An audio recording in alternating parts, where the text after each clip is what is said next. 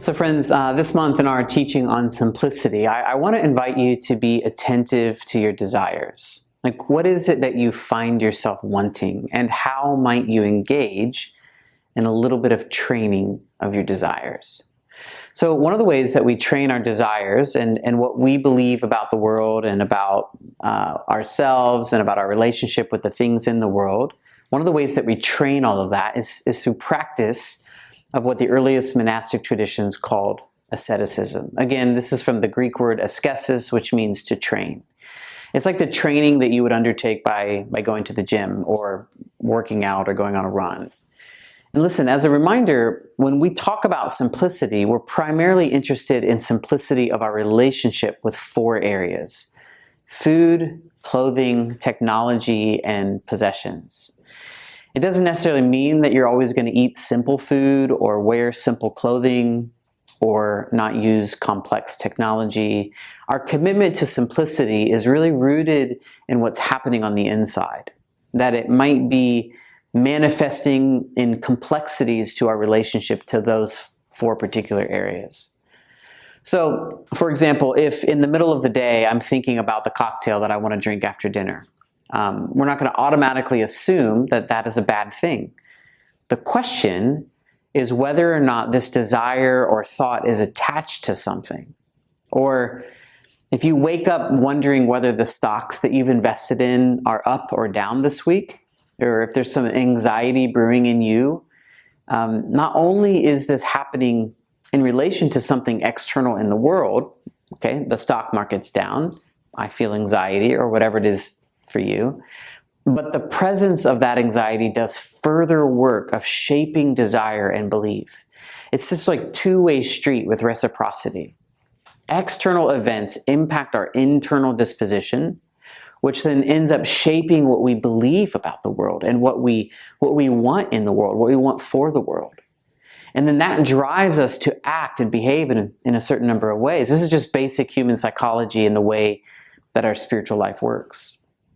And again, if you're interested in taking on a course of study that dives a little deeper into all of this, like, we'd be happy to try to help you think about this a little bit. There's a whole field of ascetic theology that emerges out of the monastic tradition. So, to pay attention to our desires and how they reveal what we believe about the world, this is part of the contemplative journey. We come to God in prayer, asking for the grace to be present to the ways that we have been shaped by our past or by our culture or by what other people want for us or from us. And in the contemplative journey, we come to prayer and we say, Lord, reshape me. Do the thing, Lord.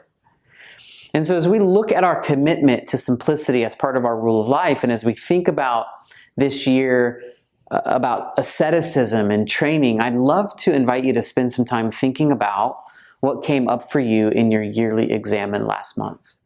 And thinking a little about the areas of simplicity around food, clothing, technology, and wealth and possessions. What invitations are you experiencing toward getting underneath one or more of these areas? And maybe you've noticed, for example, that you run to food in a way that masks over your emotions or puts a little distance between yourself and what you might be feeling. Maybe that occasional cocktail or glass of wine has become a couple glasses of wine every single night. Or maybe you self-medicate with shopping on the internet, only to find that the things that you purchased last month are actually things that you don't even need. So the beauty of doing this in community, dispersed throughout the world and connected in our formation groups, is that God is at work uniquely in each person. So the things that I'm struggling with might overlap with the things that you're struggling with, but the intricacies of God's work in me is entirely different than the way that He is working in you. And the beauty of building a community together that does this work is that we get to bear witness with one another to the work of God. That's really part of what we're doing. And so last month I shared with you my relationship with technology has gotten a bit complex. I use technology and the access to information to really distract myself from the anxiety that I feel. And as I've prayed, what I've really gotten present to is that a good portion of my anxiety is connected to my relationship with wealth and possessions. So clearly we're living in one of the biggest economic downturns of the past 100 years. There's a bit of a global unwinding that is taking place. I mean, maybe you've noticed that prices are higher, and if you have any investments, those are probably down. Maybe you don't think about this stuff at all, which is probably better. But I want to begin the year with the practice of faults. I want to begin with a confession. There is some unhealed part of me, and it goes really far back, that has not found the kind of faith that Jesus talks about in the Sermon on the Mount. Let me just read a section from Luke's account. And he said to his disciples, "For this reason I say to you, do not worry about your life as to what you shall eat, nor for your body as to what you shall put on. For life is more than food, and the body is more than clothing. Consider the ravens, for they neither sow nor reap. They have no storeroom nor barn, and yet God feeds them. How much more valuable you are than the birds. And which of you, by worrying, can add a single hour to his lifespan? If then you cannot do even a very little thing, why do you worry about other matters?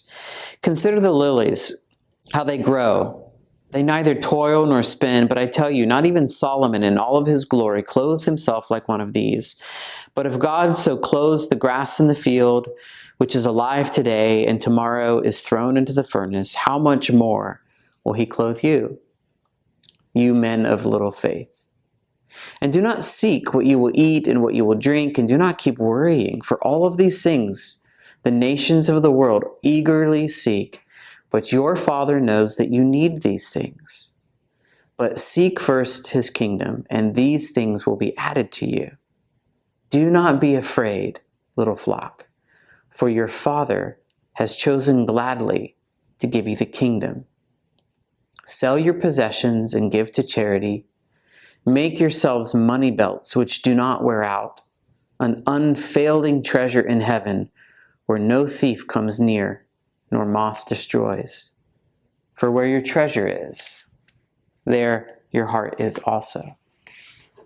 So friends, the anxiety that I carry around the question about whether God is going to provide for my family, I think it's probably the part of me that is most in need of formational healing.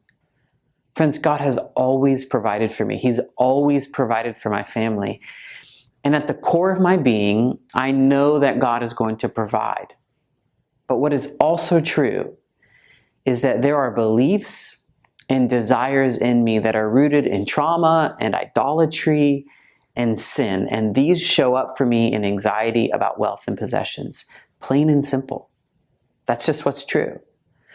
And through years of prayer and attentiveness, this is like one of the things that God has consistently been speaking to me about.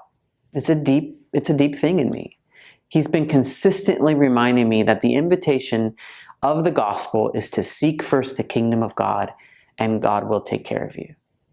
So how do I engage this within the tradition of asceticism? How do I practice my way towards training those bent desires and reshaping my beliefs? Not in a legalistic way. I actually don't think there's anything wrong with me thinking about sending my kids to college or setting aside money for retirement.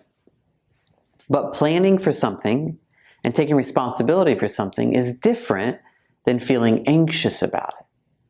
So I'd like for God to take away the unhealthy attachments that I have underneath here. And so here's the way that I'm going to try to train my heart this year. Here's where I'm going to try to train my desires. And I feel this as an invitation towards the love of God and away from feeding the desires that are leading me away from having a clear path of that experience of God. In 2023, it's my intention to lean to this area of my life by simply choosing not to buy anything.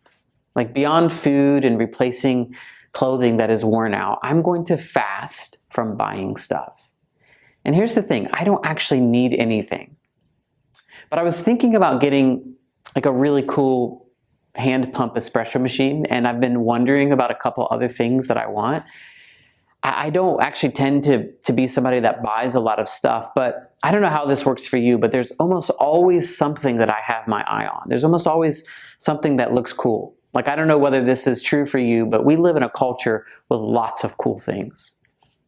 And so I'm not going to upgrade the phone or the watch. I'm just going to try to live a year without buying anything. Now listen, I have family. I'm not going to impose this on my family. If it's for the household or if it's for the family, that's completely different. I'm just talking about what's happening in my heart. Like, could I spend a year training my heart, creating a context where I more intentionally deal with whatever is happening here on the inside? Karl Rahner, who was a Jesuit priest writing in the 1960s, in his book on the spiritual exercises of St. Ignatius, he describes Christian asceticism as giving up something that would be senseless to renounce if there were no such thing as the love of God. I love that. So whatever in the Christian life feels like a little bit of training, like intentional strengthening of weak spiritual muscles, in order for it to be truly Christian in its practice, it must be because of and response to and with a view towards the love of God. And so my invitation to you this month is this. Could you sit with our shared commitment to simplicity around food and clothing and technology and wealth and possessions? And could you just ask God if there's any unhealthy attachment to these things? Is there anything getting in the way? And is there any invitation in your life towards fasting or setting some deeper limits on your technology or the accumulation of wealth or possessions or buying that next fashionable item? And listen, friends, if there is nothing here for you in this commitment this month or this year, that is totally fine. There's no expectation. The invitation is just to do whatever you feel drawn to in the love of God and to bring that work and prayer in conversation with your spiritual director and within your formation group. That's it. Okay, friends, much love and blessings to you. I look forward to this next year.